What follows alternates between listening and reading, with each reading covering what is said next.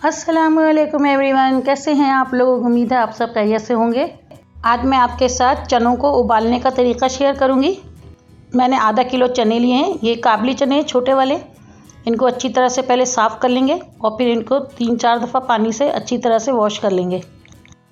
मैंने चनों को अच्छी तरह से साफ़ कर लिया है और इसके अंदर पानी भर दिया है। पानी मैं ज़्यादा रखूँगी ताकि जब ये भीग के फूलेंगे तो पानी इसके अंदर कम ना हो, ये पानी के अंदर डूबे रहें। अब मैं इसके अंदर 1 चमची बेकिंग सोडा डालूंगी, मीठा सोडा डालने के बाद इसको अच्छी तरह से मिक्स कर देंगे। अब मैं इसे कवर कर दूंगी और इसे रात भर भीगने के लिए छोड़ दूंगी, या आप इसे 6 से 7 घंटे भी भिगो सकते हैं। चने हमारे रात भर भीगने से अच्छी तरह से फूल गए। मैंने इनका सोडे वाला पानी निकाल दिया है और इसको 3-4 दफ़ा दोबारा से वॉश कर लिया है और इसको छलने में रख दिया है ताकि इसका सारा पानी निकल जाए। अब मैं चनों को कुकर में डाल दूंगी। अब मैं इसके अंदर कुछ मसाले ऐड करूंगी।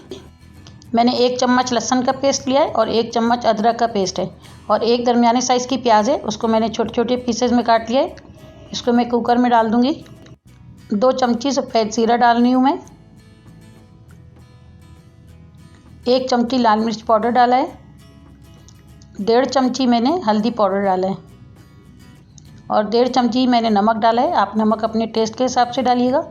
और मैं इसके अंदर 2 लीटर पानी डालूंगी।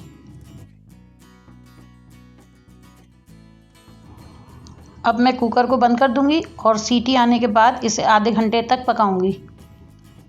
चने बॉईल हो चुके हैं, बहुत अच्छी तरह से सॉफ्ट हो चुके हैं और ये बिल्कुल भी टूटे नहीं हैं और हाथ लगाएंगे तो बहुत ज़्यादा सॉफ्ट हैं।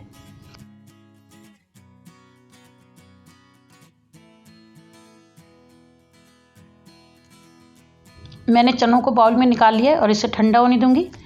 जब ये ठंडा हो जाएगा तो मैं इसके पैकेट्स बनाकर इसको फ्रीज़र में फ्रीज़ कर दूंगी। रमज़ानों के लिए ये बेस्ट है, आप इसको पहले से बना के फ्रीज़ कर दें और रमज़ान में इस्तेमाल करें। इससे आप बहुत सारी चीज़ें बना सकते हैं अपनी पसंद की। इससे पुलाव, बिरयानी या फिर छोले, चाट, कुछ भी आपकी पसंद के मुताबिक आप इसे इस्तेमाल करें। मैंने चनों को पानी के साथ रखा है ताकि ये अच्छी तरह से सॉफ्ट रहें और इनके पानी को भी इस्तेमाल करें, इसे ज़ाया ना करें।